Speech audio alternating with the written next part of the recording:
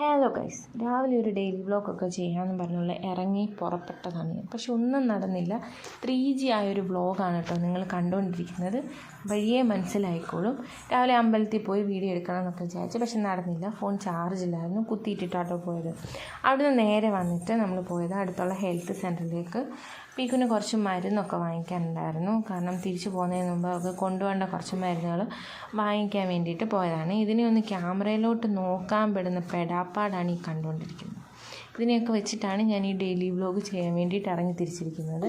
പിന്നെ എൻ്റെ ആവശ്യമായത് കൊണ്ട് മാത്രം ഞാൻ ക്ഷമിച്ച് വിട്ടിരിക്കുക. അവിടെ നേരെ പോയത് പീക്കുൻ്റെ അംഗനവാടിയിലോട്ടാട്ടോ. അവിടെ എല്ലാവരും കുഞ്ഞിനെ ഒരുപാട് മിസ് ചെയ്യുന്നു എന്ന് പറഞ്ഞു. അപ്പോൾ നമുക്കും അവരെയൊക്കെ മിസ് ചെയ്യുന്നുണ്ട്. അതുകൊണ്ട് നമ്മൾ പോകുന്നതിന് മുമ്പായിട്ട് അവിടെ പോയി എല്ലാവരും ഒന്ന് കണ്ട് സംസാരിച്ചിട്ട് ഒക്കെ വരാമെന്ന് വെച്ചു. ടീച്ചറും അവളോട് കുറേ നേരം സംസാരിച്ച് അവിടെ കട്ടായി. ക്യാമറ പിന്നെ തുറക്കുന്നത് 5 മണിക്ക്, വൈകുന്നേരം 5 മണിക്ക് ഫുഡ് കഴിക്കാൻ വേണ്ടിയിട്ട് കയറിയപ്പോഴാണ് കേട്ടോ.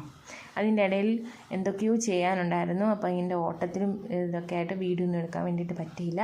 പോരാത്തതിന് എൻ്റെ കൂടെ ഇൻബിൽട്ടായിട്ട് ഇങ്ങനെ ഡിസ്റ്റർബൻസ് ഉണ്ടാക്കുന്നൊരു സാധനം ഉള്ളതുകൊണ്ട് വേറെ കുഴപ്പങ്ങളൊന്നും ഇല്ലായിരുന്നു. വീഡിയോ എടുക്കാൻ വേണ്ടിയിട്ട് പറ്റിയില്ല. ഇതെല്ലാം കഴിഞ്ഞ് നമ്മൾ എങ്ങനെയെങ്കിലും ഒന്ന് അങ്ങ് ചെന്ന് പറ്റിയാൽ മതി എന്ന് വിചാരിച്ചാലും വഴി നീള ബ്ലോക്കാണ് ഗൈസ്.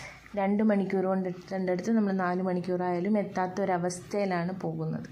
പോരാത്ത എന്താണ്ട് ഈ ഒരു സാധനത്തിനെ കണ്ടോ, ഇവൾ തൃശ്ശൂർ ചെന്നപ്പോൾ തൊട്ട് അവൾക്ക് ഗുഹ കാണണമെന്നും പറഞ്ഞിട്ടുള്ള ബഹളമാണ് ആ വണ്ടിക്കകത്ത്. നല്ല തലവേദന എടുത്തിരിക്കുമ്പോൾ ഇങ്ങനത്തെ ബഹളങ്ങൾ കേൾക്കാൻ നല്ല സുഖമാണ്. എന്തായാലും ഗുഹ കണ്ടു. ഗുഹ കണ്ടതിൻ്റെ എക്സ്പ്രഷനാണ് അവിടെ മുഖത്ത് കാണുന്നത്. Very natural.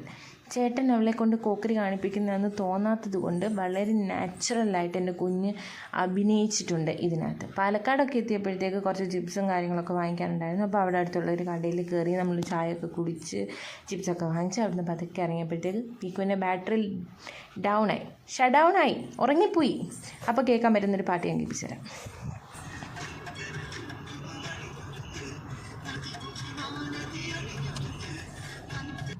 ഈ ടൈമിൽ കേൾക്കാൻ പറ്റുന്ന അസല് പാട്ടാട്ടോ ഇത്. ഇതിൽ കൂടുതൽ എനിക്കൊന്നും പറയാനില്ല. അപ്പം അത്രയേ ഉള്ളൂ.